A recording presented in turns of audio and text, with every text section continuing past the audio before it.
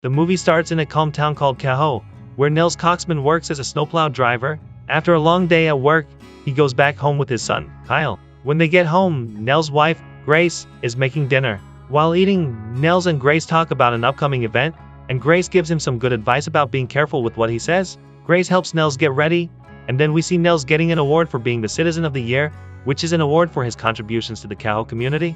Now the story moves to Cahoe Airport, where Kyle works as a cargo handler. All of a sudden, some really mean criminals grab him and force him into a van.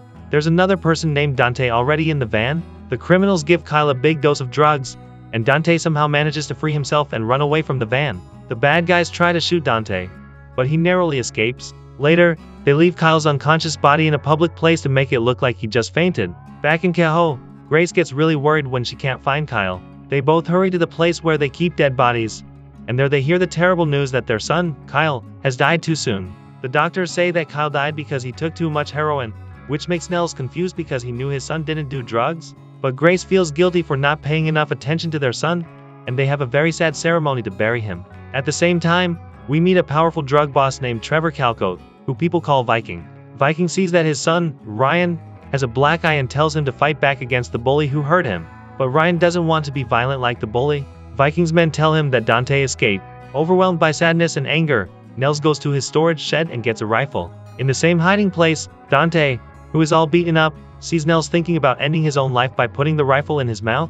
But just before Nels can pull the trigger, Dante stops him. Dante tells Nels that Kyle didn't do anything wrong and asks Nels to get information from him. Dante explains that he got mixed up with Viking's guys and lost a bag of cocaine, which led to Kyle's death.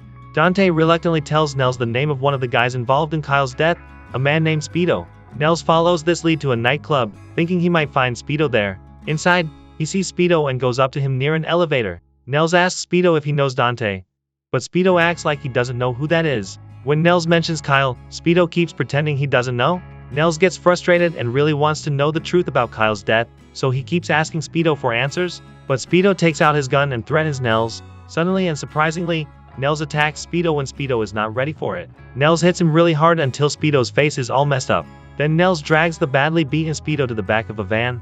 Nels looks at Speedo's phone and asks him to explain what happened. Speedo, under a lot of pressure, tells Nels that he was taking orders from a guy named Limbo. Nels checks the phone's pictures to make sure Limbo is real, and then strangles Speedo until he's dead. Nels takes Speedo's lifeless body, drags away, and later wraps it in chicken wire before throwing it down a gorge. When Nels gets back home, Grace is there, but she's not saying anything because she's really upset. The next morning, Viking hears that Speedo is missing, but he doesn't seem too worried, thinking Speedo will come back.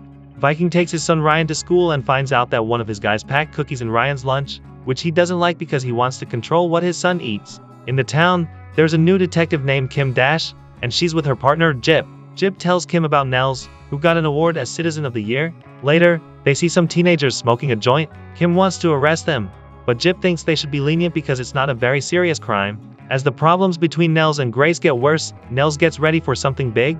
He makes his rifle shorter and hides it in his coat. He goes to find Limbo, who works at a wedding dress shop. Limbo knows that Nels is after him and tries to shoot him, but Nels dodges the bullet and fights with Limbo, finally knocking him down. Limbo, now weak, admits that he was told to get rid of both Kyle and Dante by a tough guy called Santa. He gives Nels a lot of information about Santa, who works at the airport. Nels doesn't waste any time and shoots Limbo, adding his dead body to the gorge. Back home, Grace tries to talk to Nels about things that Kyle liked, but Nels seems like he doesn't even know what she's talking about, which makes Grace really angry. Viking meets with his ex-wife, Aya, to talk about taking care of their son, Ryan, together. Viking gives Aya a list of things he wants Ryan to eat, but Aya thinks it's a crazy list. Then Viking hears that Limbo is also missing, and it makes him even angrier. Ryan talks to one of Viking's guys and shows that he knows a lot about classical music. At the airport, Nels sees Santa getting into his car, and when Santa drives away, Nels starts following him on a road covered in snow. Santa sees Nels following him, but Nels surprises him by suddenly changing his route. A little later, Nels gets his truck in front of Santa's car, like he's trying to stop him, and goes up to him. He tells Santa to move out of the way and let him pass, but Santa tries to give him money to let him go. Nels hits him and tries to get information from him, but Santa, even though he's getting beaten up, won't give in and says that Nels is wasting his time. In a strange twist, they both laugh for a moment, and then Nels says he's tired of hitting Santa, but he quickly shoots him in the head. Nels finds cocaine in Santa's car, gets rid of it, and sends the car crashing off the road. Santa joins Speedo and Limbo at the bottom of the gorge. When Nels gets back home, he finds out that Grace has left him and left a letter behind. Nels is really sad and doesn't know what to do, so he goes to see his brother Byron. Byron used to be involved in some bad stuff. Nels tells Byron about Kyle's death, but Byron's wife doesn't trust Nels because she thinks he's still connected to the criminal world. After a phone call, Byron finds out about the illegal things that Kyle and Dante were doing, and it becomes clear that Viking is also involved. Nels is determined to get revenge for his son, which surprises Byron because he didn't think his brother had it in him. Viking starts thinking that maybe a Native American drug gang, led by White Bull, is responsible for his men disappearing. This gang had an agreement with Viking's dad when they took over the reservation area.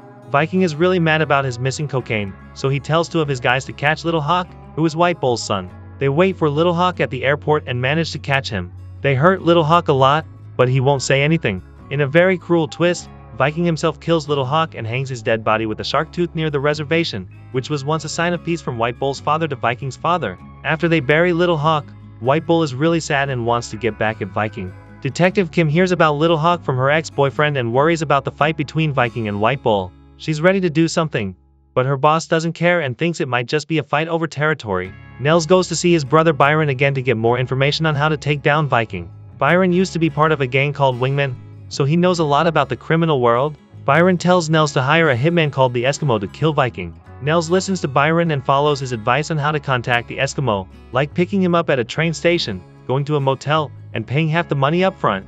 But when Nels does all these things, the Eskimo gets suspicious and thinks Nels might be a cop, because cops usually pay like that instead of 2/3 up front. Later on, the Eskimo goes to Viking and tells him that someone paid him a lot of money, $90,000, to kill him. But the Eskimo tricks Nels and asks Viking for the same amount of money to tell him who wants him dead. The Eskimo is actually more worried about the Native American gang than anything else. After Viking gives him the money, the Eskimo mentions the name Nels, and the bad guys think Nels is Byron, who they know as Wingman. They don't like the Eskimo for betraying Nels and not being professional, so Viking orders his men to kill the Eskimo because they can't trust him. Nels goes to check on Viking and sees that he's still alive, but the Eskimo hasn't said anything. Viking, with 2 of his guys, goes to Byron's house, thinking Byron sent the Eskimo to get him. Byron knows he's in danger, but he's already sick with cancer, so he doesn't care about dying. To protect Nels, he pretends to be the one who hired the Eskimo and stole Viking's cocaine. Viking respects Byron for being tough before he kills him. Nels goes to Byron's grave with Byron's wife, but unexpectedly, she's not respectful, as she spits on his grave and leaves, feeling very sad. Detective Kim gets an important call about her investigation. She talks to different people in town, like her ex-boyfriend, and finds out that Kyle also died from taking too much drugs. She figures out the names of the people involved with Viking and White Bull. Nels takes a moment to visit his son and brother's graves before going to Viking's house. He finds out where Ryan's school is by following a sticker on the door. Viking has a meeting with his guys to try and make peace with White Bull after they killed his son by mistake. Viking gets really mad and shoots one of his guys who made a joke. He tries to blame the guy, Dexter, for Little Hawk's death, and tells his men to cut off Dexter's head and give it to White Bull as a gift. Viking sends his henchman, Slide, to take the head and lie that Dexter did it. White Bull takes the head but still wants a life for a life, so he kills Slide too. Detective Kin hears about Dan's death and decides to meet with Nels, thinking he might not know what's going on. She tries to ask Nels if he knows anything, but Nels keeps his distance and doesn't want to get involved. Meanwhile, Nels goes to Ryan's school, but there are White Bull's guys there too, planning to take Ryan. Nels figures out they're there and pretends he's allowed to pick up Ryan. When they see him, they start chasing him in the streets, but Nels is clever and drives fast, so he loses them by blocking their way with a van. They get mad and tell White Bull they'll keep looking for the child. Viking gets the bad news that Ryan was kidnapped, and it makes him really upset. Ina shows up and blames Viking, thinking he took their son, even though it was her turn to have custody. They argue and Viking says he'll call the police if Ryan isn't back in 24 hours, but he promises Aya he'll be there to get him himself. Nels takes Ryan to his home and lets him sit down. He makes eggs for the little boy, and even though Ryan had a really scary time, he feels safe with Nels because Nels is very kind. Ryan is a nice kid, and he likes how friendly Nels is. Later, Nels tucks Ryan into bed, and Ryan asks for his story before bedtime. Nels and Ryan become friends, and when Ryan learns that Nels drives a big truck for work, he asks if he can go for a ride in it. Viking's guys bring a janitor from Ryan's school, who saw someone take Ryan and heard the name Nels. Viking makes it seem like the janitor will get money, but instead, he tells his men to kill him. White Bull and his guys take a break from everything, and have some fun skiing and paragliding. Meanwhile, Nels gets his gun ready and calls Viking, who's already on his way to Nels' house without asking. Nels sets up a meeting, but Viking and his men go to Nels' house, thinking he might be there. They find Ryan's bag inside. At the same time, Nels is driving with Ryan, and he meets the detectives who tell him about the weird stuff happening around his house. Vikings guys eventually find out where Nels works, and they head there. But one of Vikings guys turns on him, and tells the Native American gang where Viking is. This guy is angry because of what Viking did before, especially killing his best friend, Dexter. Nels goes back to where he works, and he hides Ryan in a safe place, telling him not to move and giving him headphones for safety. Viking and his guys get there, and Nels hides in a secret place. One of Viking's men finds Nels while they're trying to find a good spot, and he points a gun at him. Viking hits his guy and asks where Ryan is, but Nels doesn't say anything. Then Nels sees the Native American gang coming, and Viking looks away. Nels tells Viking that Ryan shouldn't be with him. The Native Americans show up, and there's a big fight with Viking's guys while Nels stays hidden. Viking tries to run away in his car, but Nels uses a machine to cut down a tree, and drives it into Viking's car, trapping him.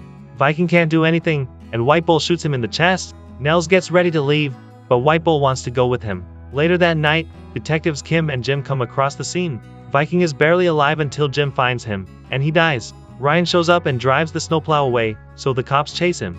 Nels and White Bull travel on the snowy roads, and Nels keeps doing his job. Along the way, White Bull sees that Nels isn't a threat, so he lowers his weapon. They take a break and rest, and when they wake up, they have a peaceful journey. The last person left from White Bull's group, Avalanche, goes paragliding and accidentally runs into the snowplow, and it's a really gruesome ending. The end. So the moral of the story is don't mess with snowplow drivers. They might just plow through your plans. Snow problems can turn into a hilarious snowball of trouble.